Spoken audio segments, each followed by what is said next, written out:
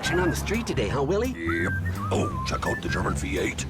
Ooh, 64 dream car. At Shelter Insurance, we insure all your favorite rides and have since 1946. Sweet pickup. Hiya, Muggsy. Yo. From Hot Wheels to hybrids, we've got you covered. Hey, mailman. Love those shoes. Hey, where you going? Shelter Insurance.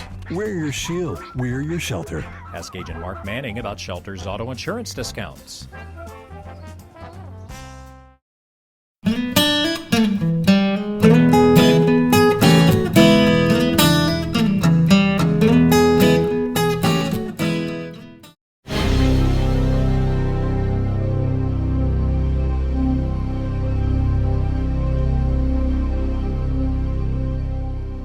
Pam Gladney joins us at the Merchants and Planners Bank at the Solutions Center in downtown Newport, and we're visiting with a young lady that has spent a little time here at Merchants and Planners Bank, and welcome to the show. Thank you, sir. Got to ask you a few questions. First of all, I got to ask you about, tell us about you, tell us about your family, tell us about where you grew up. And Well, I'm from Newport. Right. I graduated in 1975, telling my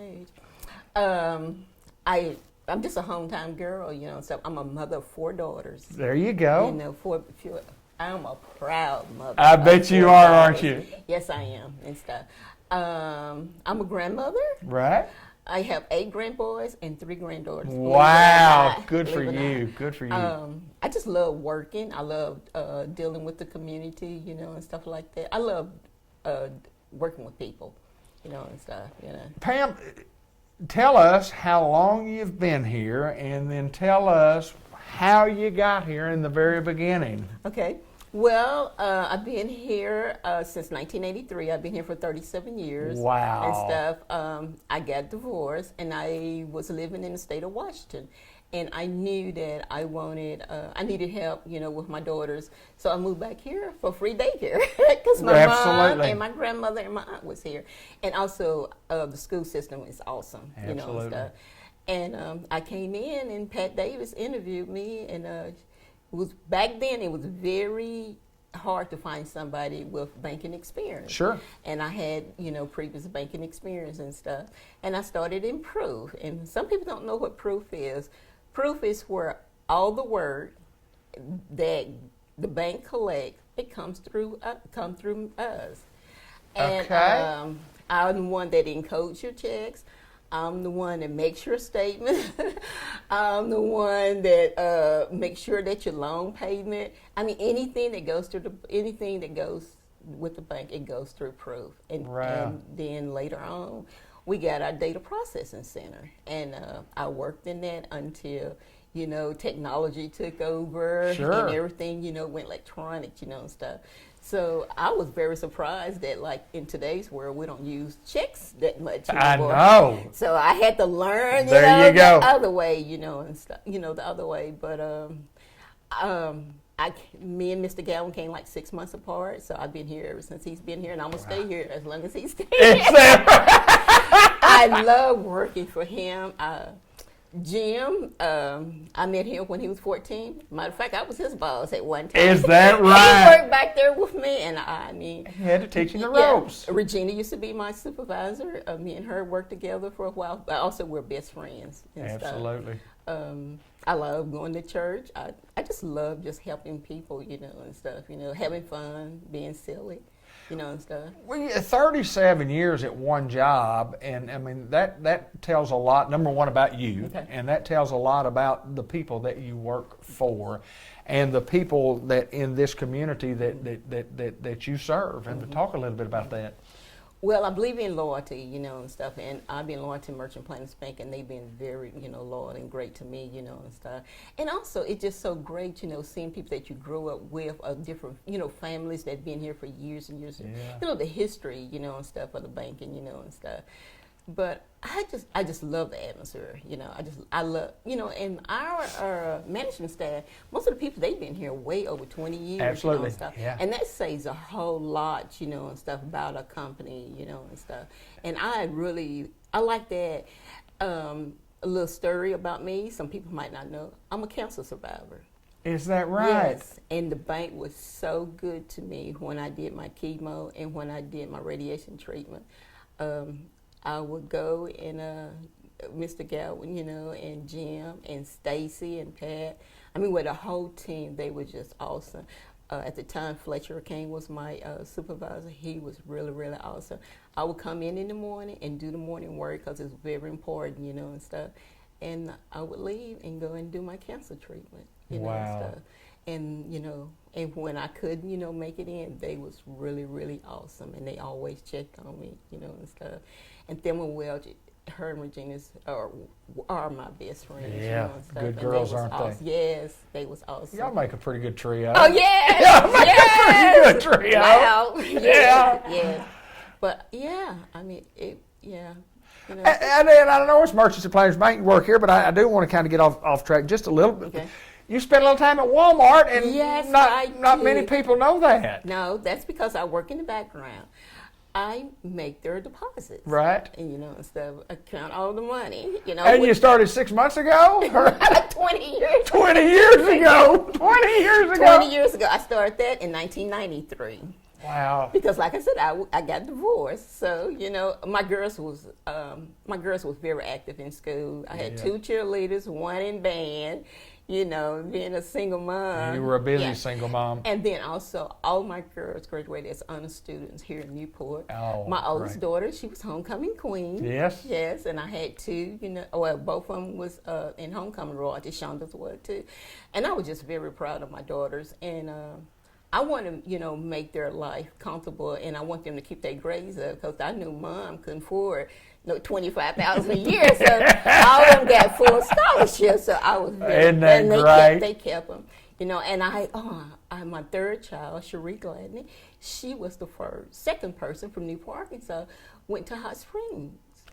To the Arkansas Math and Science. Really? Yes. Is that right? And, like I said, I'm very proud of my daughters, and I have one adopted son from my heart. Right. His name is Shane Smith. He came here and worked when he was 19 years old, and I just love him like my own son, you know, and stuff. And he's the one that helped me with data processing and stuff. Is that right? A whole lot, yeah. Yeah, the data processing was that was kind of the initial shock of a computer system on the way. Yes. Yes. Who would have known though that it was going to go from that to where it is today? And you mentioned that earlier about. Yeah, because like now you really don't even have to come to the bank. You can do everything online. You can make a deposit online. You can make a credit card payment online, a loan payment. Only thing you might have to come in if you want to do CDs and RAs and stuff like that. Other than that, banking has completely, went changed. electronic. It is electronic. It is electronic. Yes. Well, you've seen all the changes in 37 years. From, Yes. Yeah, and you talk about writing those checks. Very few of us write checks anymore for anything. Yeah, I've been here when we started the second branch, when we went to McCrory. I used to drive to McCrory every day and pick their work up. We would meet them halfway in Weather, pick their work up, come here and process. Awesome. And so when we, from McCrory, we went to Newark, Batesville, bet. I mean, Tuckerman. So A lot of expansion. Yes. A lot of expansion. Because when I started, our North Branch was in the mall. That's right. Yeah, that's right. So that's right. So I have saw a lot of good changes, great changes here. I have banked here since I've been 16 years old, and cool. That's not quite. I guess that wouldn't be quite 50 years, but I've been banking a long time, and it's just awesome to get to talk to people that are so enthusiastic about their work. And we always, when we come to the door, I know I'm going to be greeted by your smiling face each and every time we come down there. Pam Gladney, appreciate you so much. Thank you for having me. And congratulations. So that's 37 here and 20 out there. Does that mean you've been working 57 years, or did you get that 20 inside that 37? I got the 20 inside the 37. Pam Gladney at Merchants and Planners Bank, our hometown bank. And let me tell you what, nobody exemplifies the spirit any more than this lady right here. Thank you so much. Thank you, David.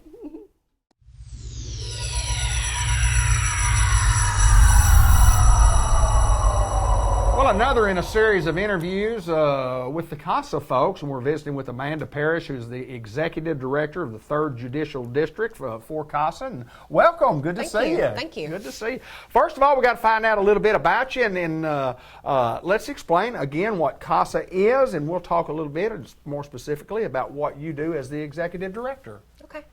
I've been with CASA a little over 4 years. I am the director. My job is really quite boring. Out of all the positions at CASA, I oversee the finances.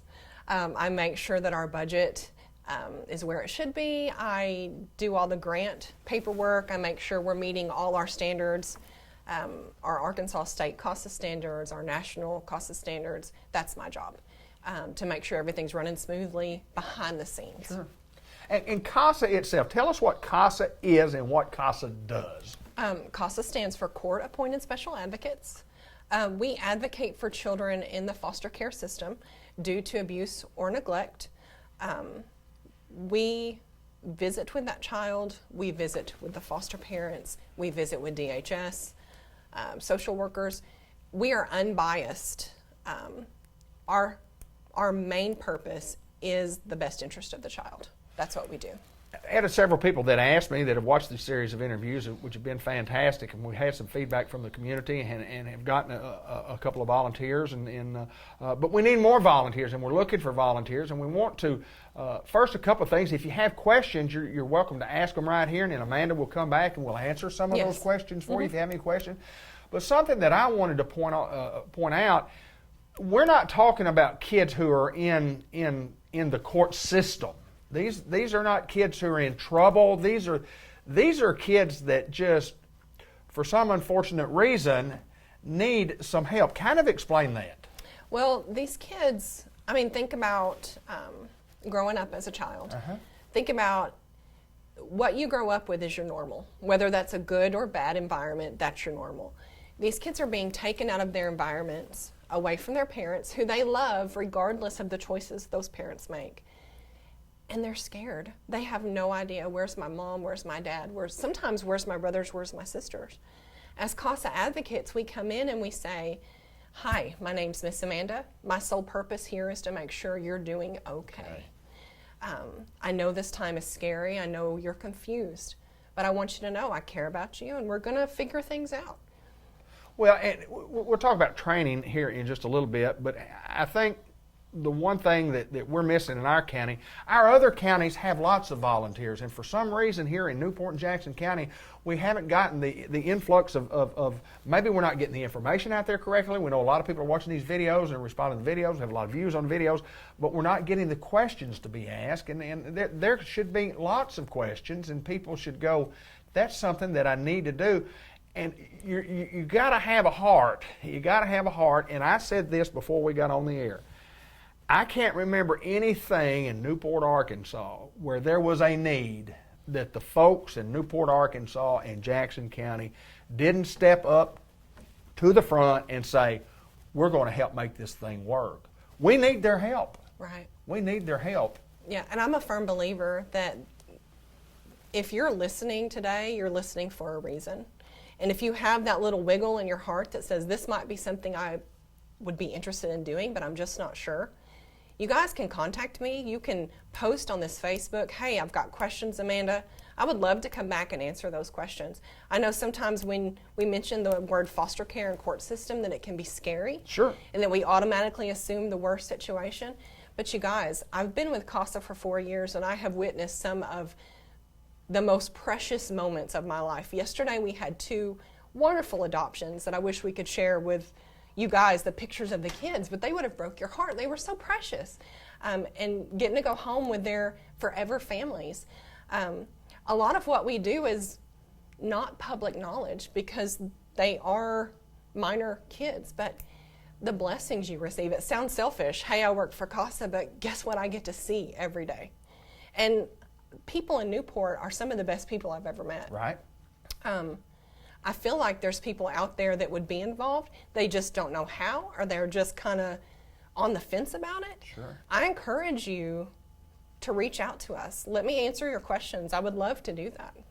Well, and another thing that you and I had talked about before we got on was if somebody, say a lady, for example, and she says, I'd like to do this, but I really don't want to do it by myself, or a gentleman, either one, I really don't want to do this by myself, that we can team up. Oh, yeah, definitely. We can have a team. We can, that's awesome that you could do that. Yeah, husband and wives, best friends. We've even had mothers and daughters do it together, just because it's great to have that person to bounce ideas off of. I don't know about you, but in my marriage, one of us is more rational than the other at some time, and that works great in these situations. Yeah, in ours, there's one boss and there's one that's not, and I am the not. know that for a fact. That is correct. But we asked the folks in Newport, Arkansas, folks, volunteer, and how can we get in touch with you other than here? I mean, we want you to ask questions here on Facebook. You'll be following. You can answer on Facebook. We'll come back maybe in a couple of weeks and answer some questions. But if they have more questions, how can they contact you, or what do we need to do? You can give me a call. My cell phone number is 870-623-2060. Call, text. You can go to our website, which is gatewaycasa.org, and you can reach us through there. But you guys, all of us, myself included, and our staff and all the advocates you've already heard speak, we all love what we do. Right. And I think if you ask anybody that's involved with CASA, they're never going to say, oh, I regret that. Because you get to witness, you get to be a part of things, of the bigger picture. This world we live in is just not about us. It's about every single kid that's going to grow up and have kids of their own, and they're going to be the next generation here. Well, and we reiterate again that these kids are in situations where it's because of choices that their parents made. Not necessarily bad people. No. just some bad choices, and maybe they're and what and we're not DHS. No, we're not. No, we're an advocate for that child that can help that child be a stable force in this kid's life when they don't have it right now, and they need it up until the time either where the kids get adopted or you get into foster care. And I mean it's a wide range of things, but we stress so much that these are not troubled kids, folks. These are not kids that have been in trouble and they're in the court system. I mean, these are good kids with big hearts that need somebody that will advocate, somebody that can stand up for them. It's tough and scary being an 8-year-old kid and not knowing what to do or where you're going to go, where you're going to get your next meal, or where you're going to be. Right. It's very hard. And I'll tell you, typically our advocates are kids that needed a CASA volunteer when they were children, or they're people that have had wonderful childhoods and they want to give back into the community. We're looking for everyday people. You don't have to have a special degree. You don't have to look a certain way. All you have to do is have the heart to care. You got to have a big heart. Yeah, that's it. You got a big heart to care. And before we finish up, Amanda, we want to mention about the new judge. Oh yes, Rob Bratton, who is from Jackson County, he's been appointed to replace Judge Garner, who passed away this past year.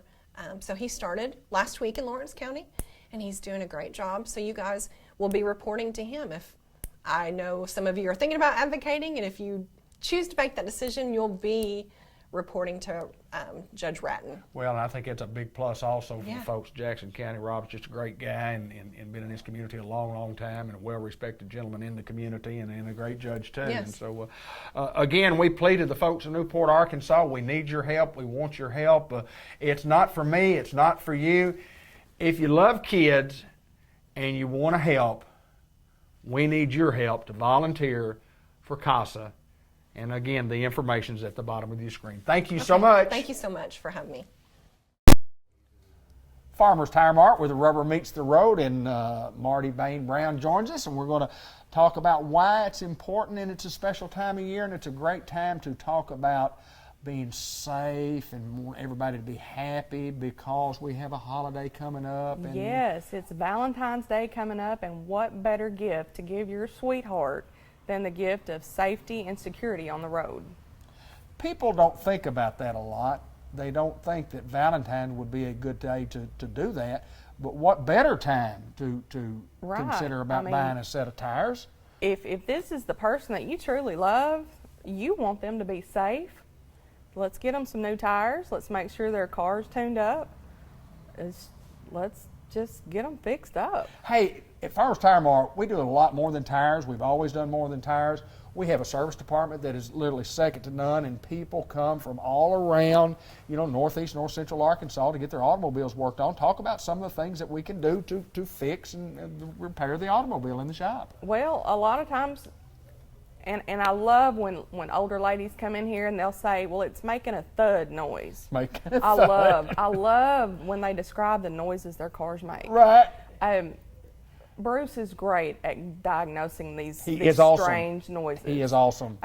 You know, and a lot of times he can fix them. Some, you know, once in a while something will come through that we will have to refer him to the dealer, but more often than not, Bruce can fix it. Well, he works on our cars, he works on our trucks, and it doesn't matter.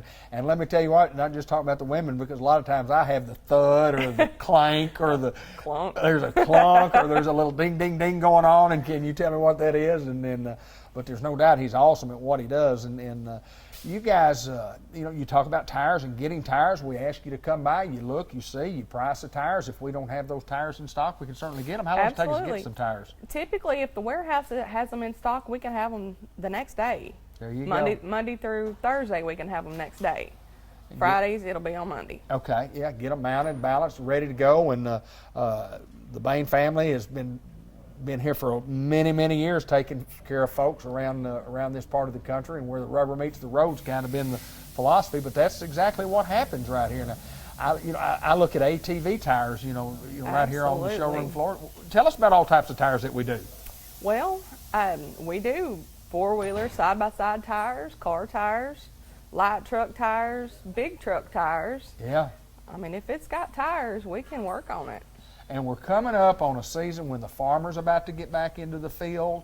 And Absolutely. And we get out there when there's a need. That's right. And right now they're hauling rice and beans here and there. And the big truck tires, we're doing a lot of those right now. Yeah, when they go down, you don't fix those right out there on the road. You have to call somebody. Right. And they call Farmers Tire Mart to That's come right. out. Got a truck that we just go right out there and we get them fixed. Absolutely. But there's no doubt that you've come in and been a great part of this business, and your mom and dad are doing well, and we want to say look forward to them getting better as we go, run into a few little health issues, but we all do at certain times in our life. And, right, that's just part of growing older, and I'm thankful they're here to grow older. Absolutely. Marty Bain Brown joins us to talk about the tire business at Farmers Tire Mart, and we're on Malcolm Avenue, and we've been here a long, long time. We've been taking care of folks, and you talk about Bruce and the other guys in the shop. These guys have been here forever. It's an experienced group. Yes, and that means a lot. Yeah, no doubt, no doubt. There's a lot of people who come in here and say, well, I want this person to change my oil because this one always changes my oil. That's right. That's exactly right. So, that means so much. It's a little added comfort to the customer, and that's what we thrive on that here. Well, we do oil changes, we do brake work, front and rear brakes, from alignments to balancing tires and wheels. If you got something, I got a little shimmy in the front end. It's it's something not only that you hear, but something maybe that you feel. Right. I got a little shimmy, and we can get the little shimmy out or tell you why you got a little shimmy. We can, and we do ball joints, tie rod ends. You name it, we can do it. Some people tell us that they've got a little shake, rattle, and roll, and we go, well, we probably can't help you there. Get on the dance floor to do that. But we recommend Farmers Tire Mart. I've been doing business here for many, many years. We'll continue to do so. Taking care of some folks who were just traveling through today and stopped in, had to get them a couple of tires, and on their way, working guys that are just traveling through Newport, Arkansas. We appreciate you guys stopping by and doing a little business with Mr. Tommy Bain, Miss Marty, and we encourage you, if you've got some automobile problems and you think it's a clank or a clunk or a ding or a dang, we'd like the opportunity to tell you what it is, because we think we can save you some money and we think we can get it fixed. And remember, it's coming up on February the 14th. What a gift. The safety and security of your loved one. I love that. Yes. Get them a set of tires and make sure that they are safe. Thanks, Marty. Thank you.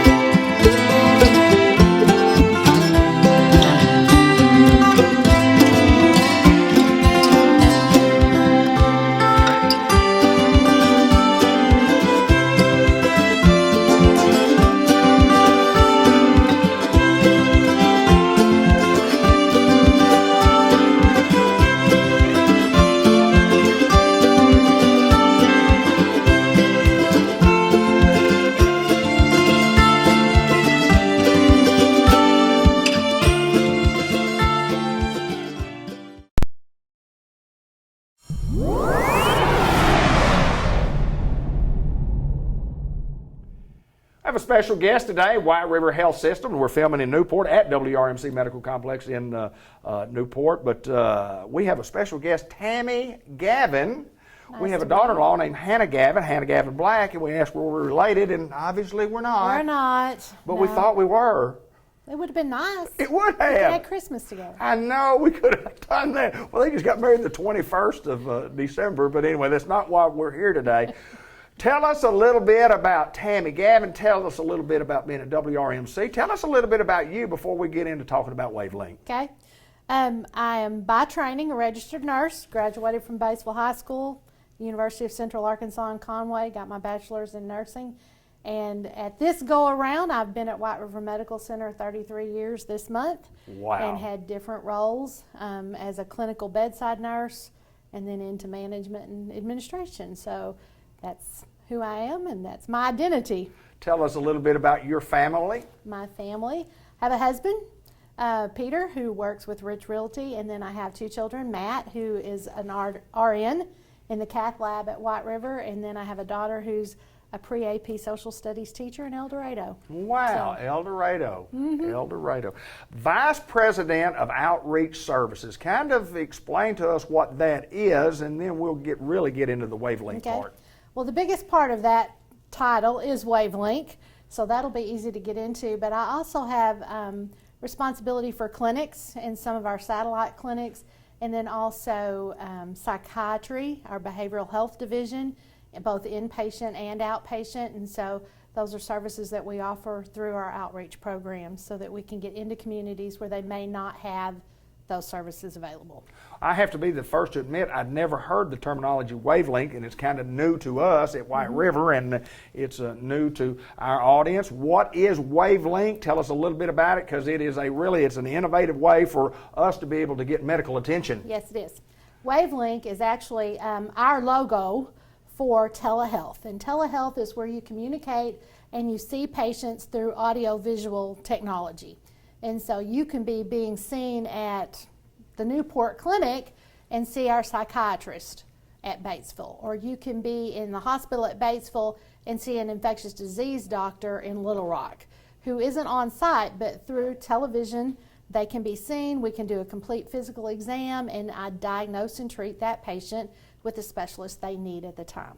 Wavelength is currently being rolled out as primary care, urgent care for patients. You know, it never failed. When I had young children, I'd go home and at 6 o'clock at night, they're running a fever and I've got to figure out how to get them seen. Right now, we're offering that service 24/7. They can call in on their phone, register, and then they can be seen by an APN that night. The benefit to that for us is that if you see Dr. Hunter Lawson in Newport or some of our other providers in Batesville, then the next morning when that provider gets to their clinic, they can see that you saw that doctor and what they ordered, or that APN, and what they ordered for you. So there's good continuity of care available. So when you talk about getting on a television, I mean, if you're sick and I mean, do you have to see a doctor first? You have to see a doctor. You can't do this from your own home. You can do this from your own home. Wow, you're kidding. No, you go to whiteriverhealthsystem.com and click on the Wavelength, and it'll ask you some generic demographic questions. You'll log in, and then they'll put you in a virtual waiting room, and when that provider's available, she'll click onto you, and then you can start your visit with her at that point. Well, obviously, that's a tremendous advantage for any of us who are sitting at home and get the feeling bad, just like you say, whether it's 8 o'clock on a Sunday night, and if 24/7, you say, yeah, it's an exciting deal. Implementation of the program in progress right now, going? It's live. It's live. It's ready. Live. We're ready for you to make a call. It is live. We have APNs on 24/7, and they're taking those calls as we speak. Some of them work from home, some of them work from our other clinics, but it's live and available. You just have to go to that whiteriverhealthsystem.com. All right, talk a little bit about cost. There's got to be some initial cost or some cost in doing this, and how does that work? That works in that it's primarily an upfront cash project. Okay. And so you log in, you have to put a debit or credit card in. It's $65 a visit. We have some agreements with some companies that we're doing it specific for their industry. Right. And so they do some things a little different. They have a code that they can use. If you have a coupon, you can put in a code that can be discounted. And so that's how you do it, and that takes that money. We don't file their insurance at this point, but in comparison to other of our competitors, that's the lowest that we've seen so far. Some of our competitors are at $99, some of the Little Rock facilities, and then some of the northern facilities are at $69. So $65 is pretty competitive for the market, for the convenience of being at home. Absolutely, yeah. I started to say, yeah, you don't have to drive somewhere and burn gasoline money. But there are a lot of advantages of that, and you can certainly tell that, if you're at home and you need the help of some type of professional medical help, you can get it. What are some of the things that we do treat? I mean, I know if you're really, really, really sick, we encourage you to go to the emergency room. We absolutely do. Go to the emergency room.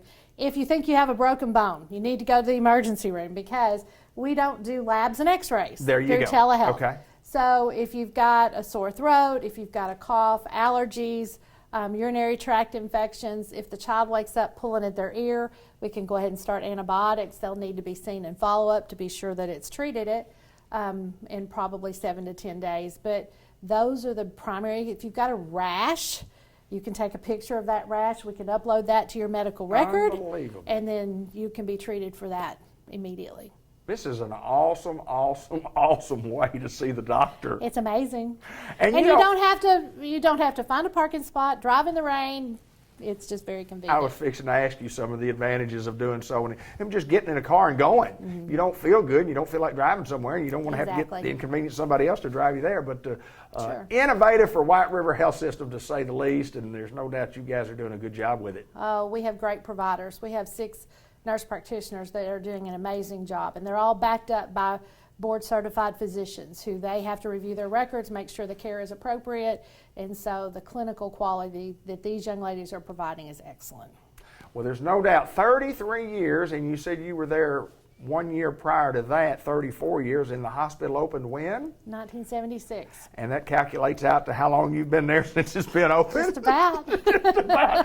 You've been there a long time. You started when you were 8 years old. That's amazing that you started so I'm appreciative early. that you recognize that. Yes.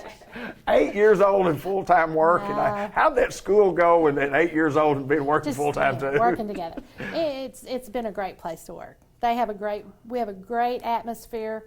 If you want to advance your career, I tell young people all the time, we invest in those young people. So if they want to be a leader someday, we can invest in them. And so it's been a great place to work. Great things happening at White River Health System in Batesville, and there's lots of different satellite clinics throughout northeast and north central Arkansas, and we do filming lots of times right here at the White River Medical Center in Newport. Thanks, Tammy. Thank you for having me. I've enjoyed it.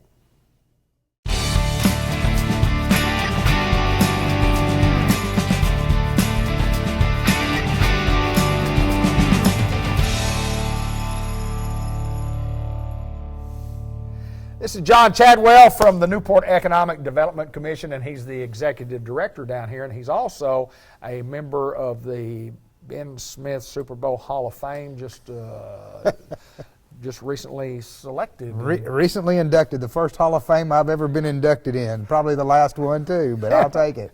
And I joined him in that honor on that particular Sunday, and we're honored to be in the Hall of Fame. We are. Yes, got a nice little laminated certificate and everything. Sir. Yes, I'm waiting on my gold jacket. It's coming. It's coming. Hey, we got a lot of things to talk about, a lot of good things to talk about, and we'll just get right after it. First of all, we'll talk about movie making. You want to start there first? You want to talk about movies? Sure. We've got a national television show looking at us. They might want to do an episode on the White River Monster. Cool.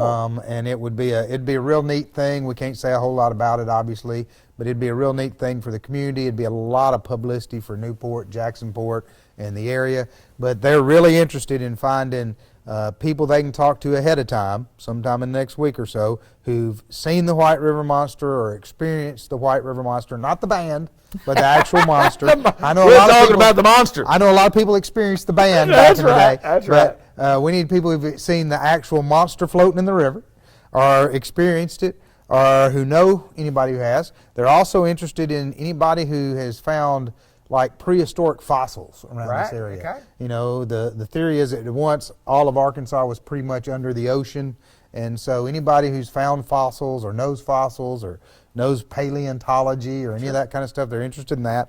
They're going to be looking for a boat where they can take about 15 people out on the river with sonar, see if they can ping down and find the monster. And then they're also looking for a couple local people who might be brave enough to scuba dive in the White River with a camera attached to their head so that they can watch on the screen up top and see if they can see the monster down in the water. Anyway, it's a program that'll study legends and lores and mysteries and try to do some investigative research. So if you're out there and you've got a story, you want to scuba dive, you got some fossils, you got a boat, you got sonar, or if you're just interested in the White River Monster, just call us and let us know. The Chamber will be kind of heading this up with them and working with them in the state park. Mark Ballard at the state park has done a lot of work with them already. So just we're working on trying to get enough information that they see that there's enough they can come do a television show about. That is absolutely awesome. It'd be a lot of fun, and people are it's amazing how much revenue television shows. First, there's the production crew that comes in. They stay for a little while. They spend money here. They do all of that. But then after the show's over, if there's a show about the White River Monster, you'd be shocked at how many people will then come to Newport trying to find the White River Monster. That's right. Or trying to see it. Mark and I talked about finding a place where we could set up one of these webcams on the river and call it the White River Monster Cam. There you so go. So people could go on their computer and sit there and watch with their phone and see if they can find the monster. You talk about the lore of the White River Monster, and there are people out there that have, honestly, they say, I've seen it. I don't know what it was, but I have seen it. And well, we'd like to have that story, wouldn't we? We'd like to have that story. We need to collect as many of those as we can, and the older ones are great. More recent ones are even better. So if you got the story, give it to us. We need it. By the time people are seeing this, I will have gone to Atlanta to work on ACT Work Ready Communities again. This is our second boot camp, so we'll get that program up and going. That's going to help us hopefully build our workforce and increase the potential of our workforce in Jackson County, which is going to be absolutely necessary in drawing new companies and new jobs in. The number one issue companies have is, are we going to be able to find workers in the future? And so we'll be working on that, and then we're working on our downtown entertainment series. And people say, well, what does that have to do with economic development? Everything. Everything. Quality of life. Yes, sir. People want to move where there's things to do. Excuse me. The downtown entertainment series is going to have about 30 events between May and October. And thanks to our great sponsorship group, it's all free. Concerts, movies, art classes. We're going to have magicians, circus acts. We're going to have everything you can imagine downtown for people to come to. And it'll just be a lot of fun and a lot of activity. So be looking for that. It'll be announced soon. And then make your plans to come downtown and be part of it, because the sponsors need to see that people want to be part of it and enjoy it. Well, this came about with the in all fairness, in the cancellation of the Port Fest was a one-day deal, and we said, well, we're not going to have that anymore. Just the logistics of that didn't work, but rain, we get a lot of rain outs, and then all of a sudden we said, okay, well, let's spread that over the course of several months and just have us a big time, every week or, most every week. So, I mean, the entertainment series is absolutely awesome. What Facebook page for that also? And there's a Facebook page called Monster Nights Newport. Right. And if you go to there, you can look at all of the events. We talked about our art show a little before we went on the air. And we've got Kids Fest coming up May 16th, and it's going to be a festival dedicated to everything kids. The Delta Arts Festival, it'll come up June 5th and 6th, and we're going to have 22 musical performances at that this year. Got 145 fine artists, 70 craft and functional artists, and 17 authors that will all be participating. And then Depot Days, which is our longest running festival now, be downtown, and they're working up the list right now and the playbill right now for that group. So there's going to be a lot of good stuff. But like I said, the sponsors don't mind paying for it. They just want to see people enjoying it. Last year we averaged 11,000 people who came to at least one event downtown. The year before it was 8,000. We'd like to see it be 16, 17, 18,000 this year. There you go. And so one thing we're looking at is getting an app that will allow us to send out a text to people to remind them. Okay. And so if we get that nailed away, we're going to be asking you to give us your cell phone and permission to text you, and just a reminder the day of the event. So You get this reminder saying, hey, there's music at the park tonight, so-and-so's playing. Because I've had a lot of people say, oh man, was that last night? I forgot all about it. I'd love to come see it. And we get busy. We're busy people. We get busy. We forget about that. So we're going to look at ways like that to help people remember and help people know to come downtown. But spreading the word and going to the Facebook page and seeing what's there is huge. Yeah, and also, you know, just we want to remind you once again, please get that information in about the White River Monster. That's going to be a huge deal, and making a movie about our little old community and our monster here, and somebody might go out there and find that monster that day. They might. I hope they don't capture it. Well, they can't. They can't. Well, no, in 1973, from just above Jacksonport to just below Newport was declared as the White River Monster Refuge and Sanctuary. That is correct. You cannot capture, harm, That's molest, disturb, or in any way harm the White River Monster in the sanctuary. Pretty good protection for that Yeah, old that's boy. right. Yeah. Pretty good protection. John Chadwell, good to see you, my friend. It's always my pleasure to come to NEDC in downtown Newport and talk about the great things going on in our community. Thank you, sir. Thank you.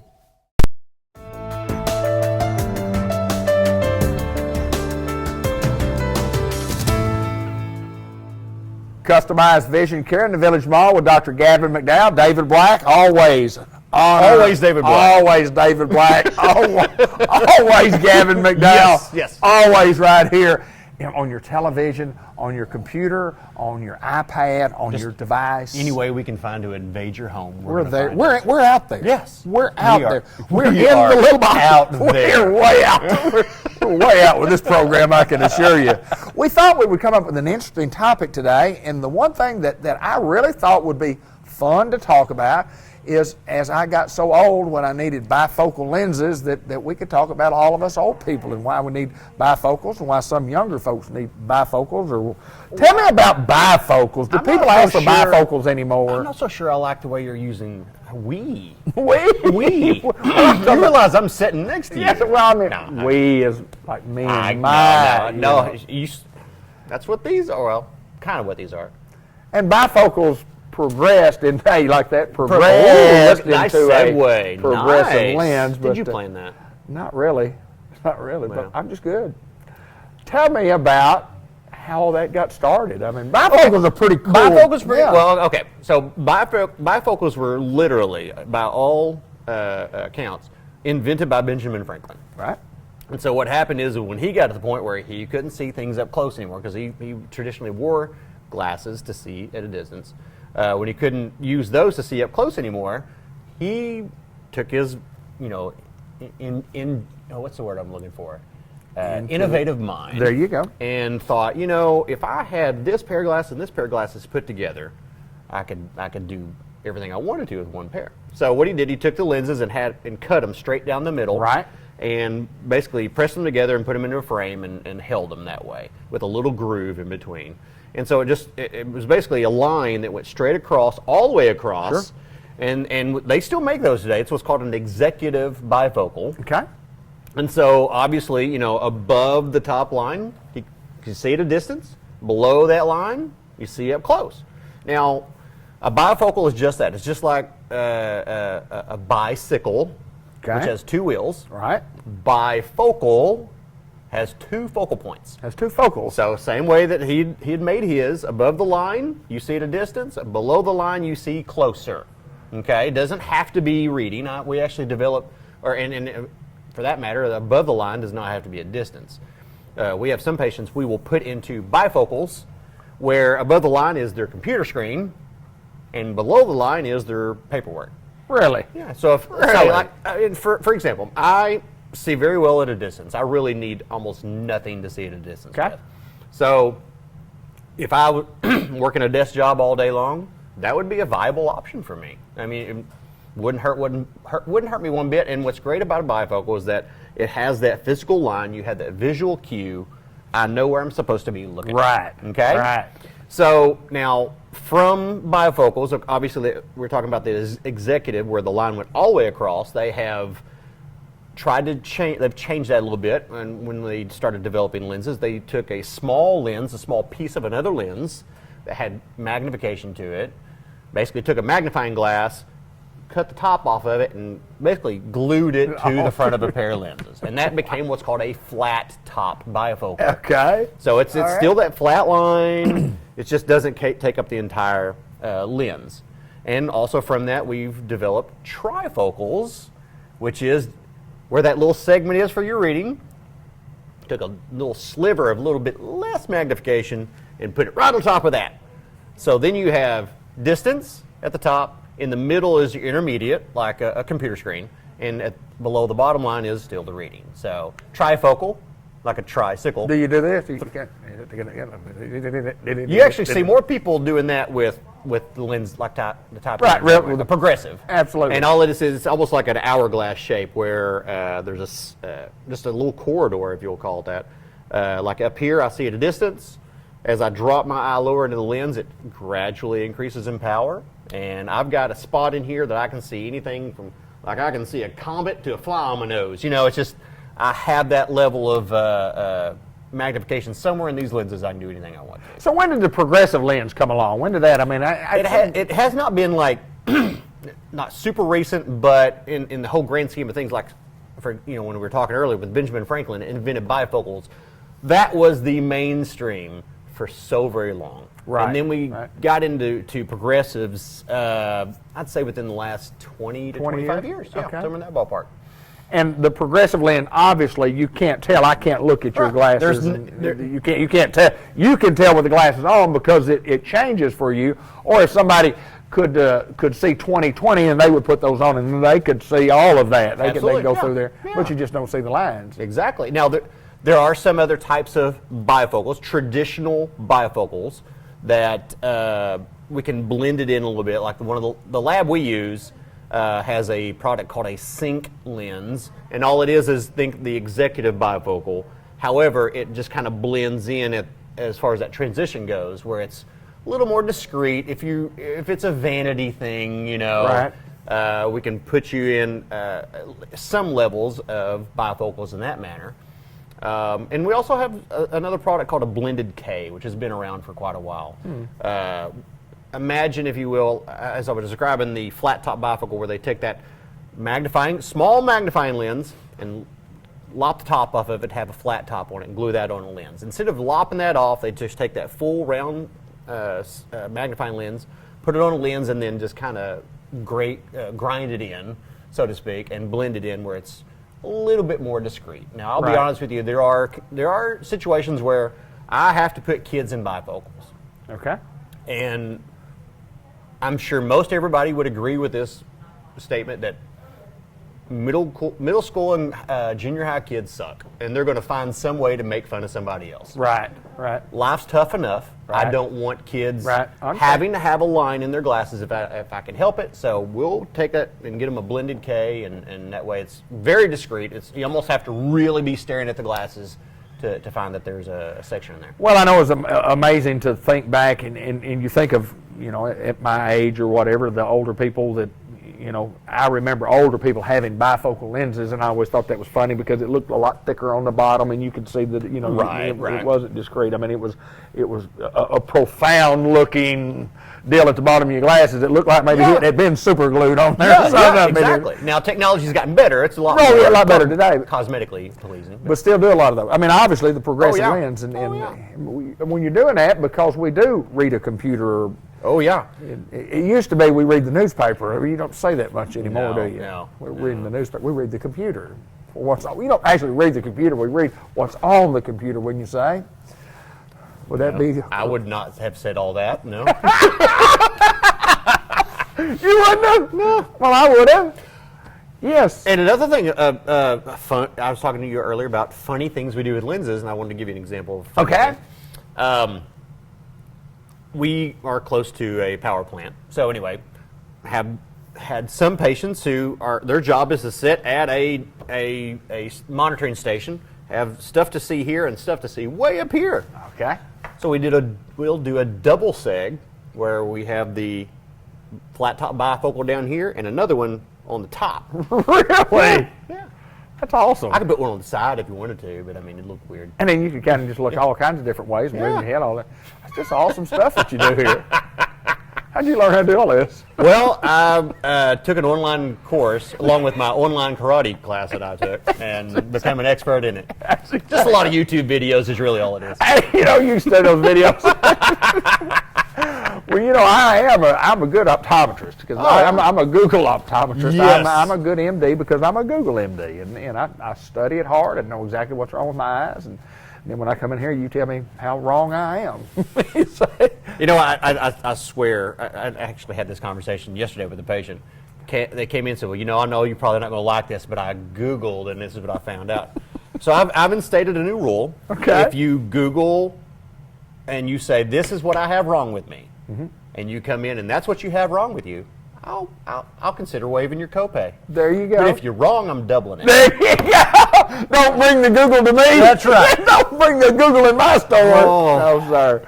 But it's interesting stuff about progressive lenses and it taking the place of, or replacing, or giving us more modernization of glassware and looking around the room. You come to Customized Vision Care, a great selection of frames, sunglasses. The whole point with us going to a progressive lens was cosmetic stuff, but Absolutely. Turns out it is a much better option there you go. for everything you want to do. So not only it's functionally great, Absolutely. but it's cosmetically more pleasing to most people because glasses are very much it's a fashion thing. It is it's another form of jewelry if you want to consider it that way. Absolutely.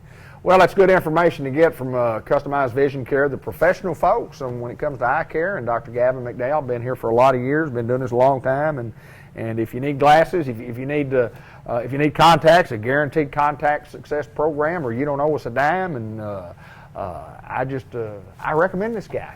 I do too. I think he's the best. I really like him. I don't know what else I could say about him other than it's just my good friend Dr. Gavin McDowell. Customized Vision Care sir. in the Newport Village Mall. Thank you, sir. Thank you.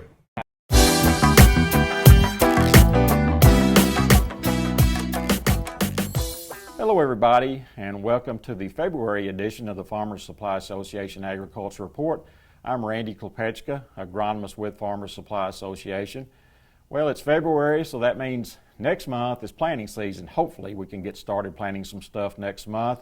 We generally like to see some corn and rice planted in March. We hadn't got a lot of early planting done the last couple of years, but that means we're due for a better planting season. So hopefully, when we talk to you next month, that'll be the month that planting season is going to start. So, we're getting close to that field work time. Of course, it's awful wet right now, but that can change pretty quickly. Regardless of how wet it is right now, there are a couple of field items that are going to need to be taken care of this month. Number one, wheat fertilization for those that have wheat. Number two, and for a whole lot of people, will be burn down herbicide applications. So those are the two things I want to talk about this month and get into a little more detail on. First, wheat fertilization. Of course, we're talking about three elements there: nitrogen, sulfur, and sometimes maybe some phosphorus may be needed in this first application. So I want to talk about those three different elements, some issues with timing and sources of fertilizer and things like that. First, again, nitrogen. As far as timing, again, we're right at that time for that first application. A lot of it depends on how well your wheat has developed when you got it planted. For early wheat that's tillered well, then you've got some time to play with. You can go mid-February, maybe even closer to late February if the timing just doesn't work out and you don't get it done that quick. If you happen to have some wheat, and I don't think there's much of that this year that got planted late, and you happen to have a cold winter, which we really haven't had this year, and the wheat hasn't tillered, hasn't developed well, then you need to get some fertilizer out there generally in early February. So generally we're not there, so I'm thinking probably about mid-February ought to be pretty good timing for that first nitrogen application. We do like to see split applications pretty much everywhere. That first application, again in February. The second one, we're talking about before that internode starts moving, before that reproductive period starts. So generally probably talking about somewhere around the 10th of March. I've seen that joint start moving in late February. I've seen it more like the middle of March before it starts moving. So, roughly around the 10th of March, be watching for that internode to move. And by the time that internode starts moving, you need to have that rest of that fertilizer out there. As far as rates, I think in most cases, about 120 units of nitrogen is going to be sufficient. Now, if you happen to have some ground that's poor, bad stands and things like that, you probably don't need to go that much. Maybe 90 units in a case like that. But roughly 120 units. Sometimes you may know that your wheat responds to more than that. So, but roughly, I think a good average figure would be 120 units total. That first split, again, now probably a half or a little more than half in that first application, then a little less than half up to around half in that second application, just getting that total up around 120 units. I get some questions about agrotane with wheat, and it's not as clear-cut of a thing as it is, with our nitrogen for rice and corn. We know we need agrotane pretty much every case there. And with wheat, it depends on how cold it is, how wet it is. Really, the warmer it is and the wetter it is, the better chance you have of getting a response from agrotane. It's not going to be the kind of response you get with rice or corn in the hot season, but you can get enough a response to pay for it and make a little profit off of it if it's wetter and colder than usual. So keep that in mind with our nitrogen. Is just how wet is it, how warm is it, and you may want to go ahead and pull the trigger on that agrotane. Sulfur is mostly needed on those sandier soils. Of course, that's where our wheat is grown for the most part. We do have some, rice occasionally, wheat behind rice and on some heavier ground, but most of our wheat is planted on that sandier ground. So I definitely want to see some sulfur out there. As far as timing, again, the recommendation's always been to put your sulfur with that first spring nitrogen application. But on some of this sandier soil, I like to see it split into both applications. I see responses from sulfur, pretty good on that first application. And sometimes if it's really put out early, if it's really wet, you need a second application as well. So I just like to go ahead and split it, generally 50 to 75 pounds of ammonium sulfate with both applications are to cover you pretty well. So that's kind of like what I like to see on sulfur. Phosphorus, not as, generally most people are going to put their phosphorus out pre-plant. So if you did that, the appropriate rate pre-plant, you probably don't need any. But if you're seeing some reddening, purpling, kind of typical of phosphorus deficiency, or if your soil test called for phosphorus on wheat and you did not get it out back in the fall, then you need to go ahead and try to get some of that out right now with that first nitrogen application. Of course, DAP is a source of 1846O, so that's a good source for that. You want to get about 40 to 46 units out there, so that would be a perfect, case right there. And sometimes, especially if you put some pre-plants, you may just want to put 50 pounds of DAP. That'll get you 923O. So just depending on what you've done in the past, if you're seeing deficiency and things like that. Next, let's move to burn down herbicide applications. Two situations really that we deal with burn downs. One is the situation where you're going to use tillage anyway, but it's starting to get grown up, you're starting to get in those unmanageable situations, maybe with some of these winter weeds starting to get a little bit taller and bigger and things like that. You just want to manage it, because if you let those things keep growing, then a lot of times the ground won't dry out and you'll never get out there in a timely manner to get tillage done. So in those situations, again, where you got some stuff showing up, but you're going to till anyway, I think you still want to go ahead and do something to try to keep that beat back so the ground doesn't stay wet and it'll dry out timely for you. In a lot of cases like that, you may just want to put a big shot of Roundup, maybe 40 ounces of Roundup out there, and just kind of keep it beat back. You don't have to keep it perfectly clean, just kind of keep things beat back where ground will dry out in a more timely manner and things like that. So that's one situation. The other situation, where you're planning on either stale seed bedding, meaning you've got the ground worked up and it's ready to plant, but you just want to keep it clean. The other situation is where it's no-till. You didn't do anything. The ground, you harvested smooth last year and really don't have to do anything, and you just want to go ahead and plant right into that. I think in either one of those situations, we need to keep it clean. We're not going to till it, so we need to be keeping it pretty much perfectly clean in these situations. So we want to put out that burn down application, and we typically want to put a residual in there, something like a Valor with that, so we can go ahead and keep these fields clean, so we don't have weeds emerging and things like that. So something like maybe a Roundup plus there's several options of good tank mixes that help enhance activity on broadleaf weeds and other weeds. So something like a Roundup plus a 2,4-D, Roundup plus First Shot, Roundup plus Sharpen, all of those are really good, tank mixes. And depends on what your weed situation is. Some of these are stronger on other weeds, on some weeds than others. So you can look in the MP44 at that ratings chart and see what might be the best tank mix additive for you, whether it be 2,4-D, First Shot, or Sharpen or something else. So keep that in mind. And then, of course, add the Valor or something like that to it to keep your residual activity and keep things from coming up. Remember, with Valor, there is a 30-day plant back to rice and corn. So some people forget that you can, as long as it's going to be at least 30 days before you're going to plant your rice, you can still go ahead and put that Valor in there with it and try to keep things clean. So again, these are the situations where you're trying to stale seed bed or no-till. Some other options out there include, of course, Gramoxone can be a good burn down activity as well. I really like it. Later on, when our pigweeds start coming up, of course, it's one of the better pigweed materials out there for burn down. So I like to kind of save that Gramoxone and use that in those later situations when you have pigweeds out there. But there's certainly other places you can use Gramoxone as well. It's a good burn down activity. Always remember, in most situations, you want to add one of those PS2 herbicides to it, which would be like if you're growing cotton, which we don't have hardly any around here, but you can use a Diuron with the Gramoxone. If you're growing soybeans, you can put a little metribuzin in with your Gramoxone. If you're planting corn or grain sorghum, you could put some atrazine in with your Gramoxone, and that just enhances that Gramoxone activity, helps it get it into the plant. I hear people all the time saying, well, my Gramoxone, it just gives you a quick burn and then it grows out of it. But if you'll put that PS2 inhibitor and just takes a few ounces of it in there with your Gramoxone, it'll help it get it into the plant and you'll get significantly better activity. I think it makes it a whole new herbicide, in my opinion, to put that in there with it. So those are possibilities as well. Ryegrass is a little different situation.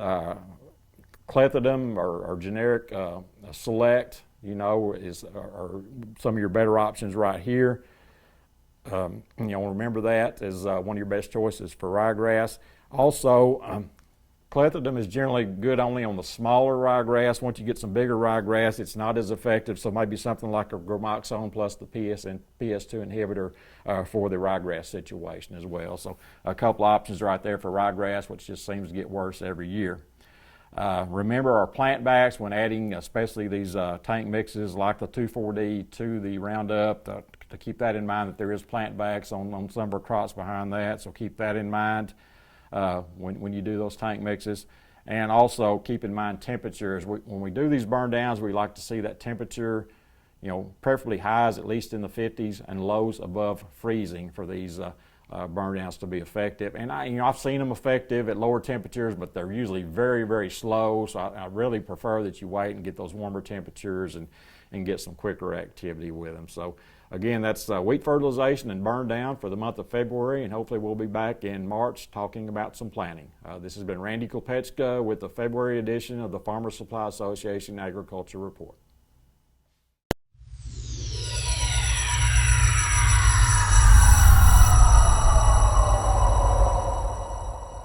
Dr. Ethan Munzinger joins us from Unity Health Harris Medical Center in Newport. It's always our pleasure to get to visit with the new guys on the block, the new kids on the block here at Unity Health Harris Medical Center. And we welcome you to Searcy, Newport, and Unity Health, and thank you for joining us today. Thank you. I appreciate it.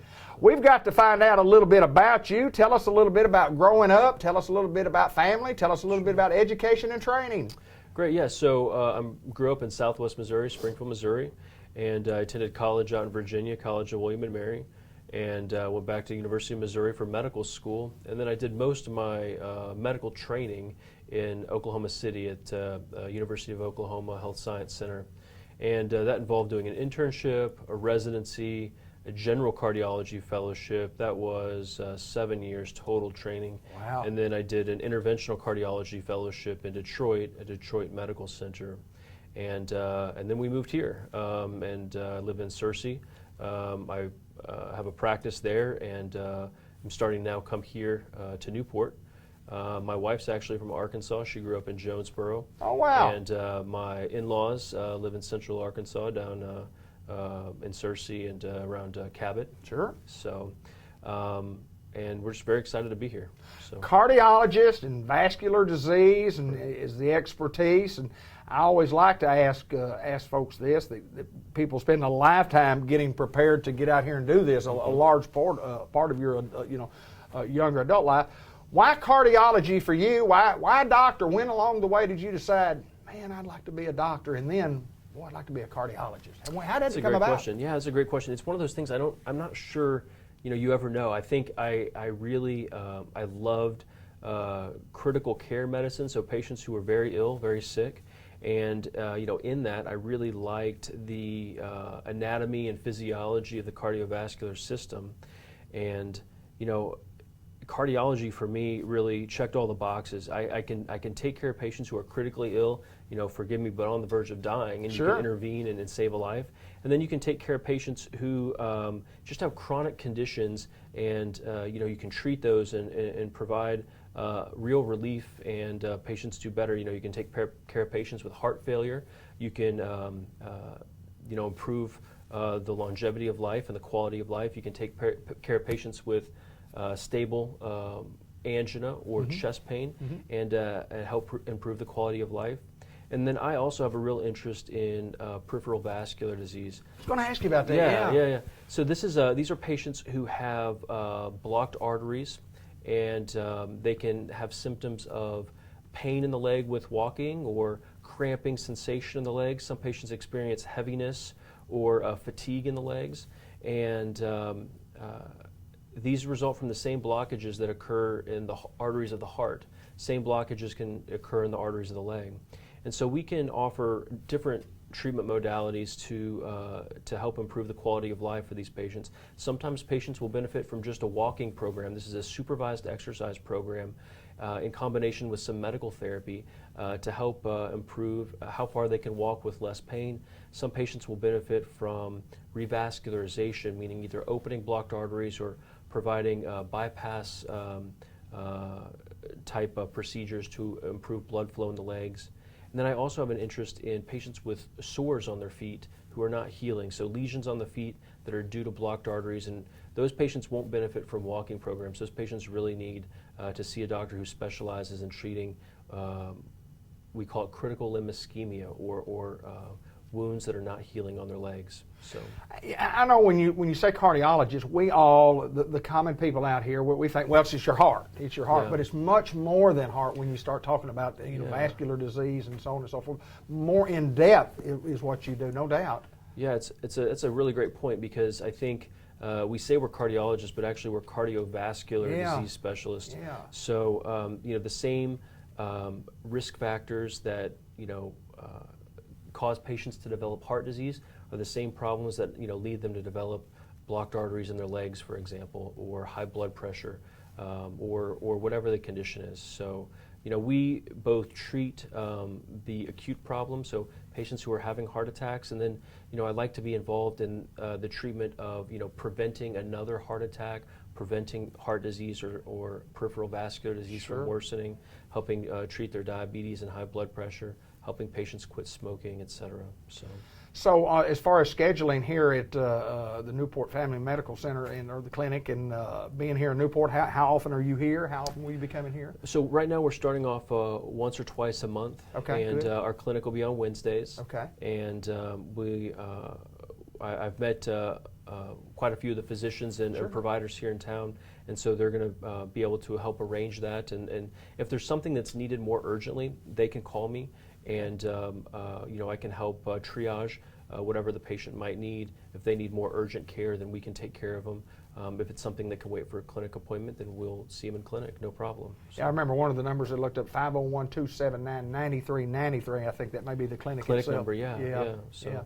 And so if you need, if there's something that you do need, you need to make an appointment or so on, that you can go to those, try that number, or just you can call Unity Health and you can get a hold of Dr. Ethan Munzinger, cardiologist, cardiovascular system, and it's always intrigued me too. After you've had a little heart problem and you studied a little bit, and then you become the Google doctor that I am, that we all are. I mean, it's really interesting, and I love the physiology of the human body and how the human body works, but boy, when you get the heart and how everything works, it's just it's an amazing field. Congratulations, my friend. I want to ask you this before we Yes. get off the air. If you weren't a doctor of cardiology, if you weren't a doctor, you ever thought about what else in life you might have wanted to be? I mean, can I say like an outdoor guide? Is Yeah, that right? I yeah. mean, that's an easy one. I think I'd love to do just that. do something on the outdoor. Yes, sir. So I don't know if I'd be good at it, but I'd like to try. There So, you go. there we go. Well, welcome to Searcy, Arkansas. Welcome to Newport, Arkansas, and welcome to Unity Health, and especially Unity Health Harris Medical Center. Thank you, my friend. Thank you.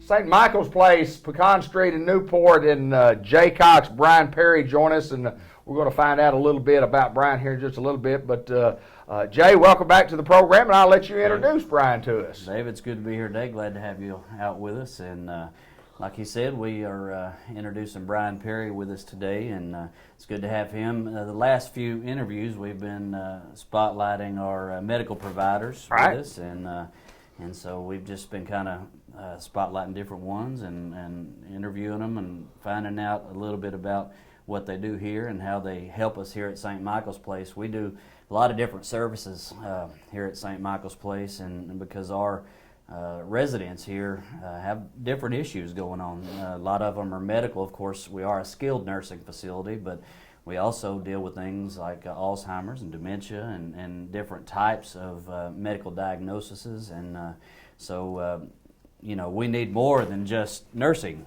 And Sure. so, and that's what Brian does. He comes and rounds here and works out of Unity. So we want to introduce Brian Perry, and I'll let you interview him a little bit and find out a little bit about Brian. Well, Brian, first of all, we got to find out what's your title. What I'm Brian? a psychiatric nurse practitioner. Wow, that's a mouthful, isn't it? It is. Well, I won't use the whole long title, but There's more to that. That's the short. That's the short version. Tell us a little bit about Brian Perry. Tell us about where you were born, where you grew up, and tell us a Yeah, little bit about I you. was actually born in Blytheville, but I grew up in Pocahontas. So Okay. I'm a Pocahontas boy, and then I went in the Army, and after that, actually went to West Point, and then after I graduated West Point, I came back to the area and did a few other different things, but got back into nursing. Got into nursing in 2008. Most importantly, thank you, sir, for your service. We Well, appreciate thank you you. very, very much for Appreciate those that. men and women that have served our country and to protect our freedom. And I think that may be the most important thing that we talk about today. But thank you, sir. I appreciate Yes, you. sir.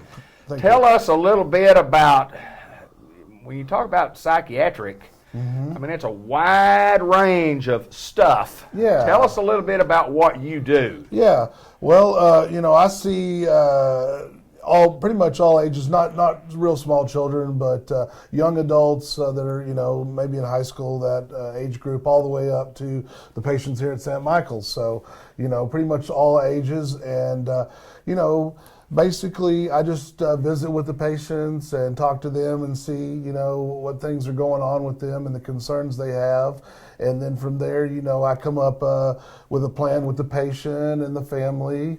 And, you know, we just come up with something that hopefully will make their life better. You know, that's my job, is just to improve quality of life. Well, you have a clinic here Yes. in Newport. Have a clinic. I do. Tell us a little bit about the clinic, and then we'll talk more specifically about St. Michael's. Yeah, sure. Well, I have a clinic here. It's right next to the hospital. It's in the Professional Building West. It's there by the Eye Care Pharmacy, and it's actually called Clarity. That's what the clinic's called. My name's not on the door because we have some resident doctors there that work out of there. But Right. you know, all my assistants there, you know how to get a hold of me and everything, and can get you an appointment if you know an outpatient appointment would be good for you. Tell us about coming to St. Michael's Place, how often you're here.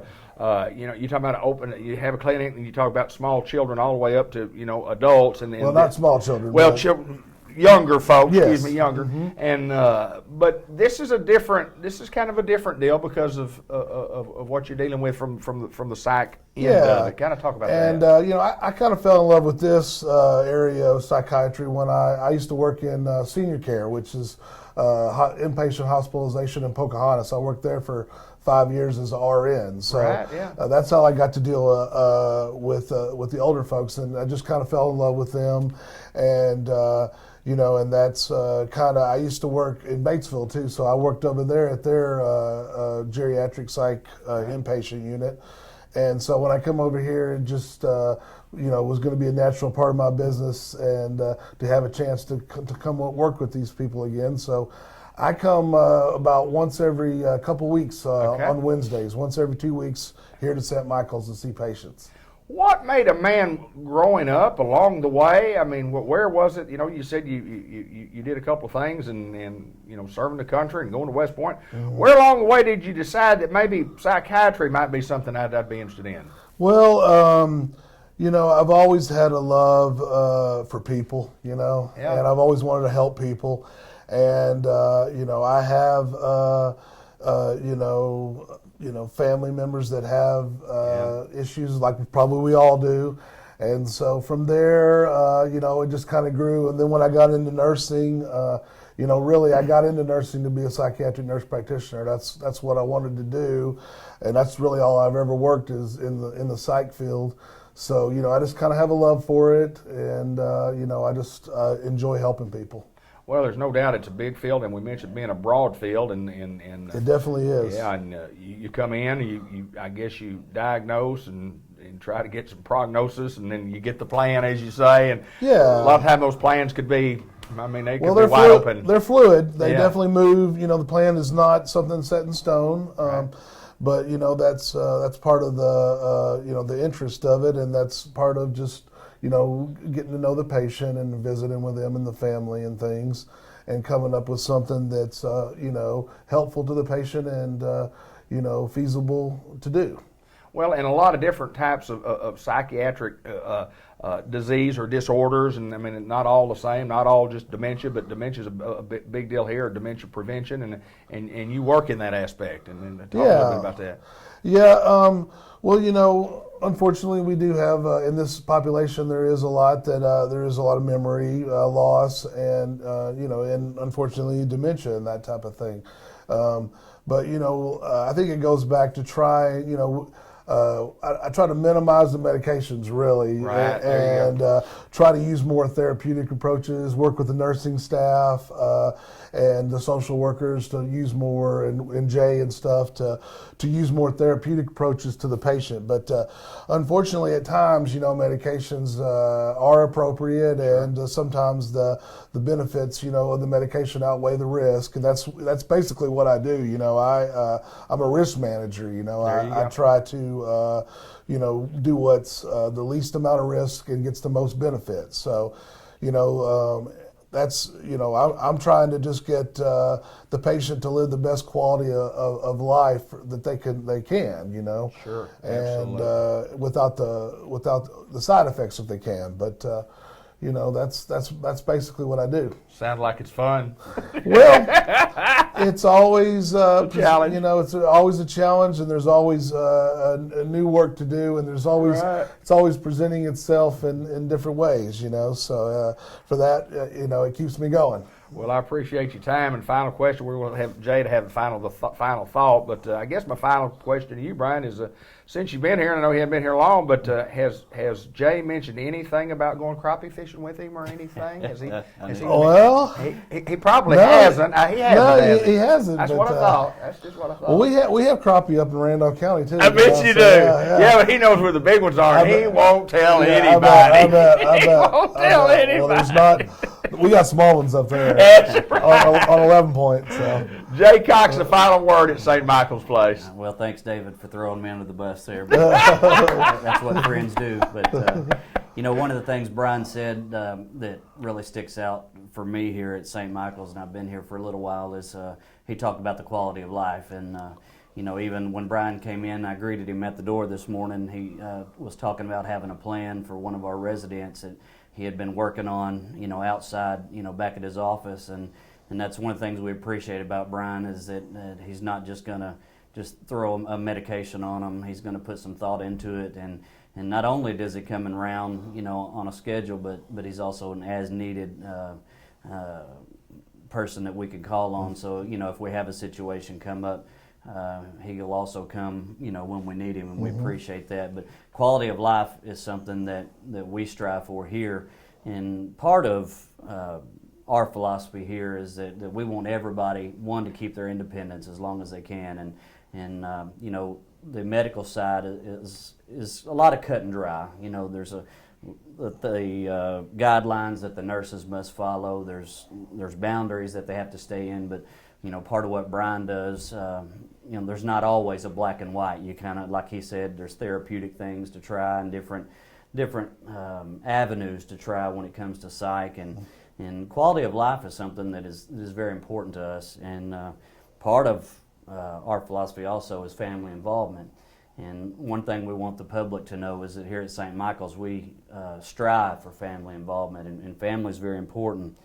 And one of the closing thoughts that I had on my mind today is because family is important to us, and the last day or so I've given family thought is very important to me, and thinking about my kids and how important they are to me, and I was thinking about accomplishments, how my kids have grown and matured, and how it relates to what I do as a pastor and my job here.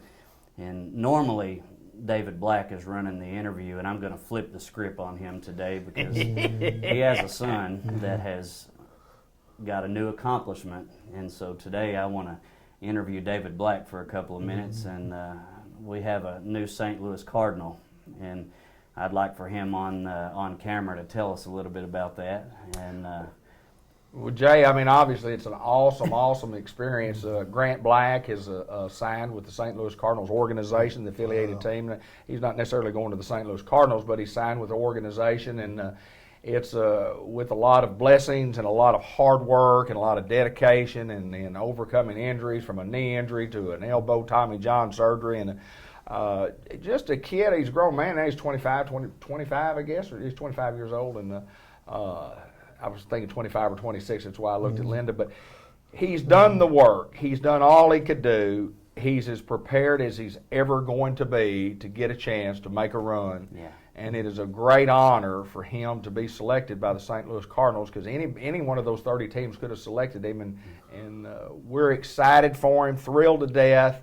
And it's his favorite team. It's our favorite team, and it's just an awesome experience. And congratulations to Grant. And I appreciate you mentioning that, because it means a lot to our family too, my friend. Thank you, sir. It does. We've seen on social media all the congratulations and all the things being said about him. I know that makes you proud, and Mama's behind the camera, and I know you guys could probably go on and on about how proud you are of him. And been awesome. And so you know that's important, family involvement, and just wanted to recognize that I know that's important to you. It is.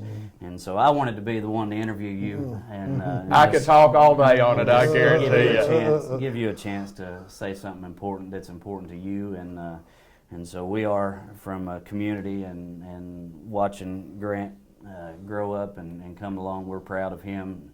Proud of your family, and we appreciate that. Well, coming from Jay Cox, it means a lot to me, and especially taking up some of your time at St. Michael's Place here in our interview time to talk about the accomplishments of others. And then we're excited. It's all part of the journey, and it's not the destination. It's the journey, and it's the relationships that you make along the way that are important. I appreciate you, my friend. So to Grant, congratulations, and we hope that you go as far as you can, and just get out there and make us proud. Jay Cox, Brian Perry from St. Michael's Place, Unity Health also. We appreciate these guys taking time to visit with us today. Thank you, guys. Thank you.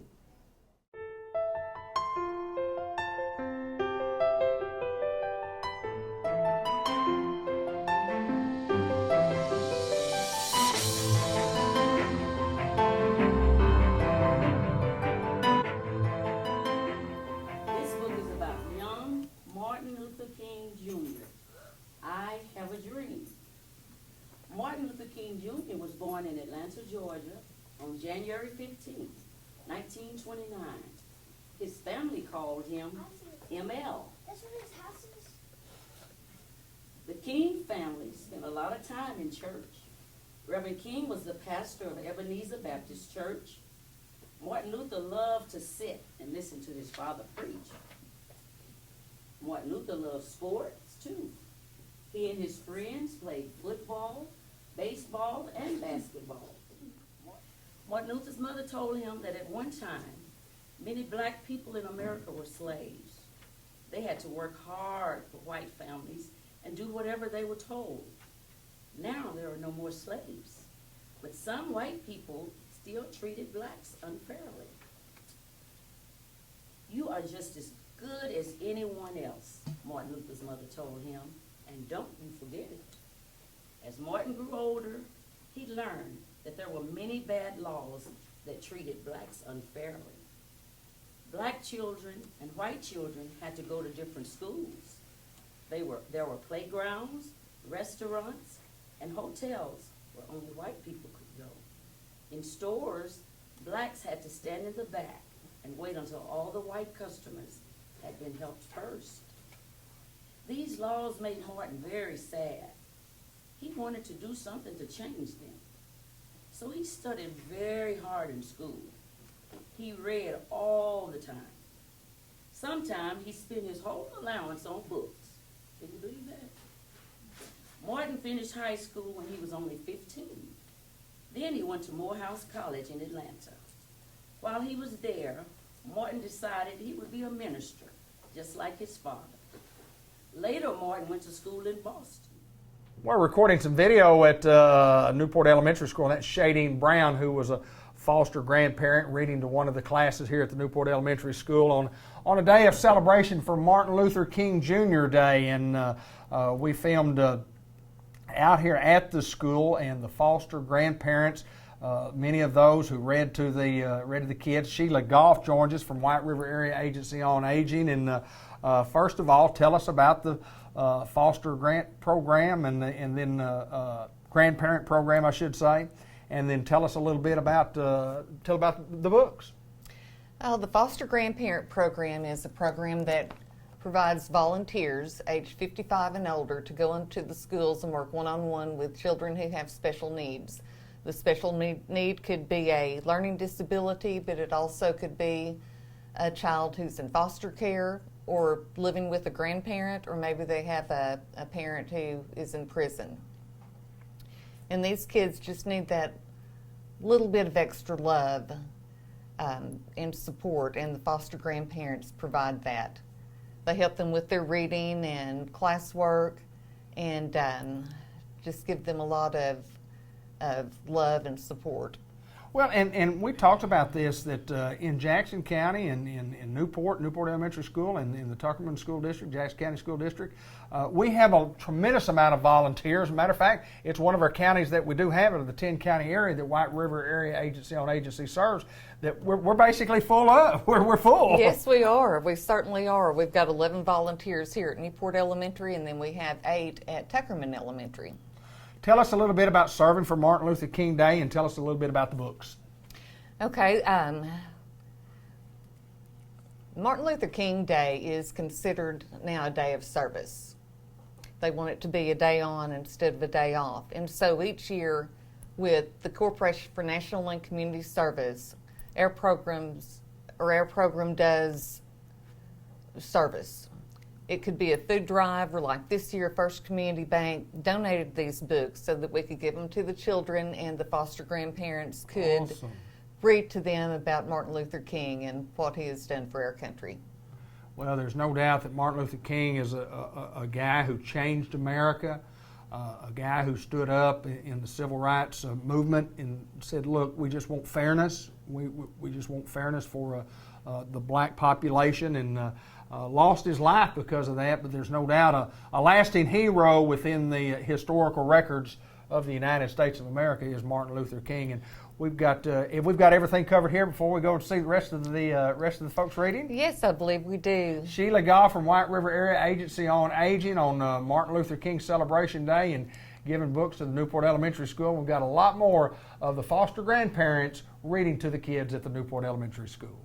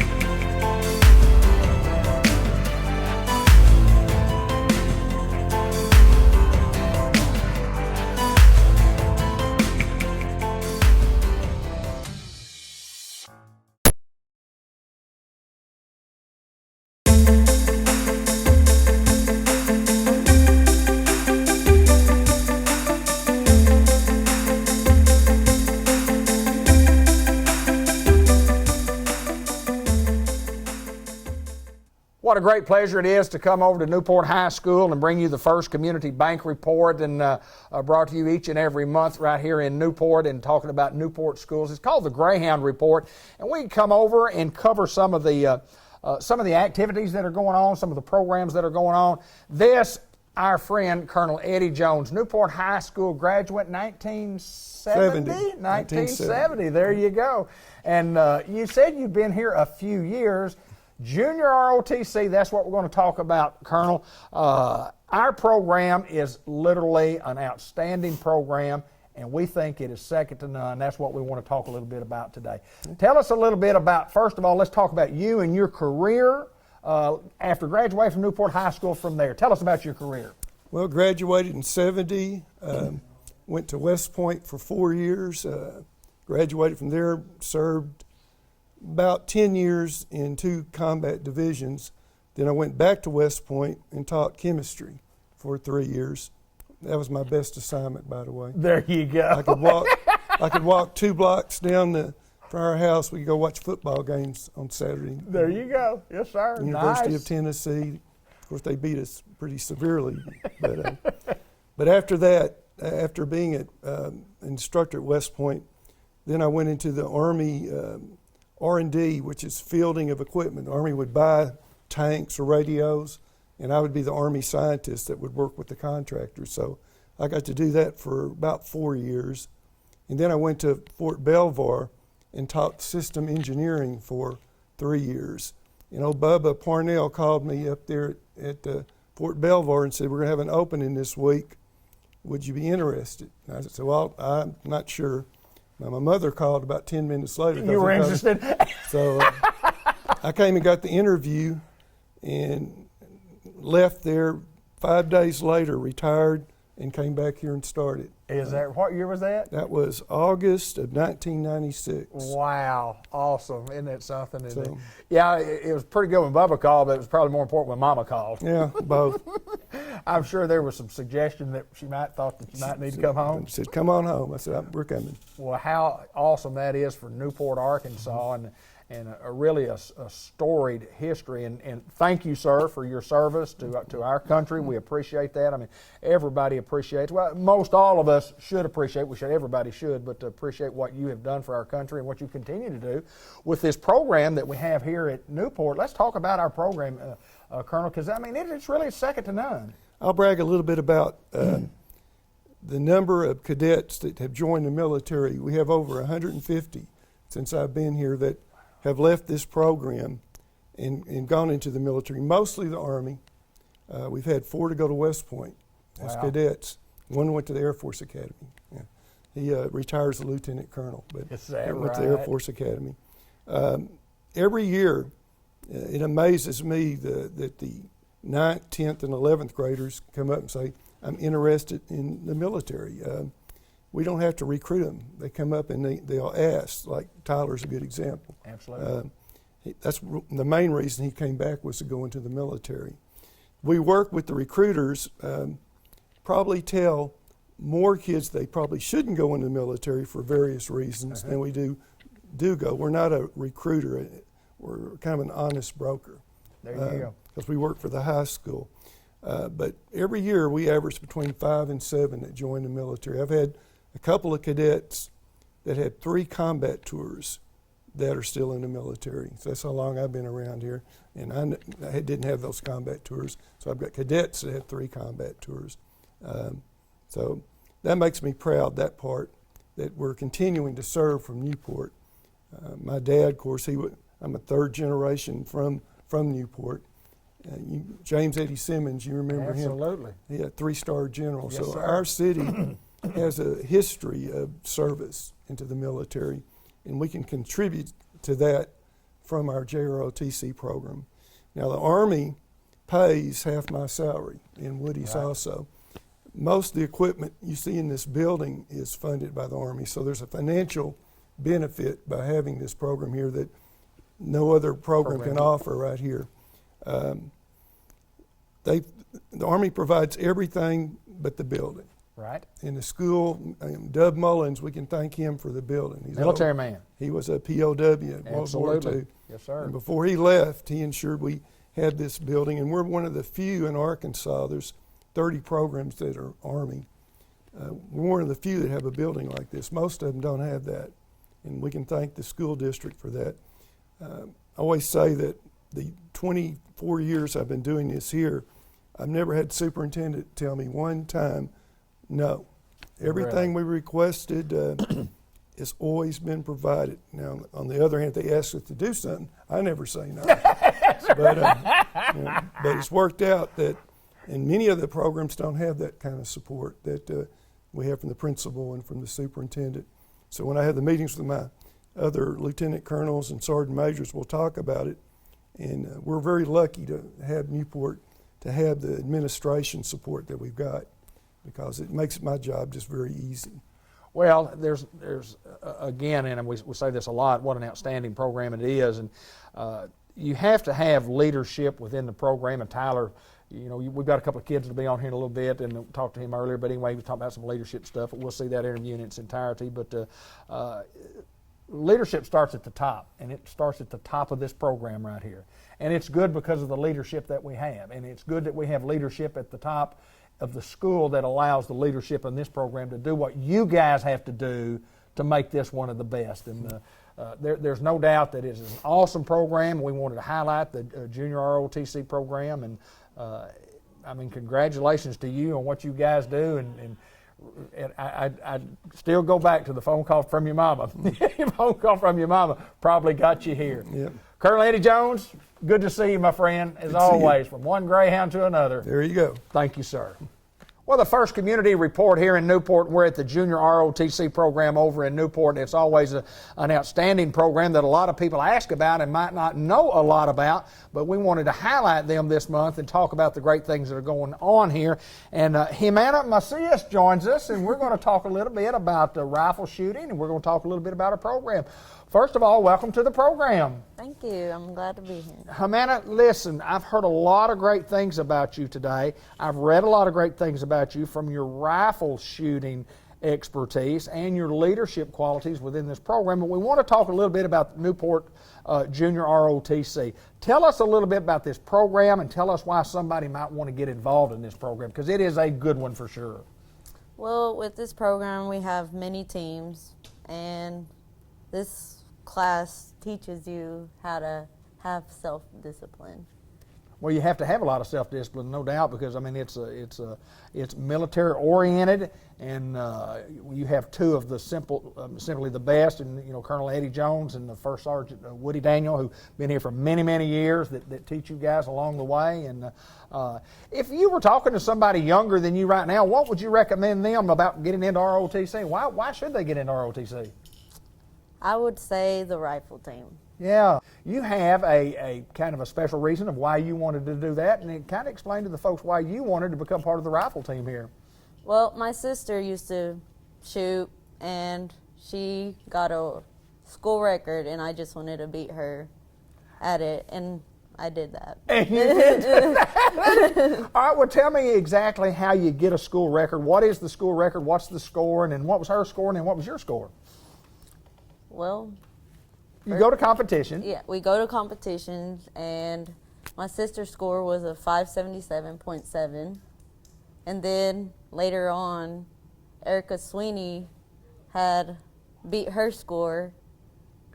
And then this year at the state match, I got a 590 out of 600. Out of 600. That means it's almost perfect. Mm-hmm. That's almost perfect. Tell us about your rank and where you started and where you are today.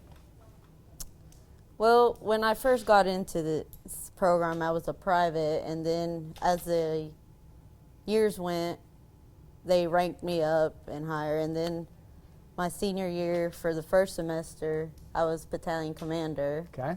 And then right now, I'm battalion XL. And what's the top of the list that you can go?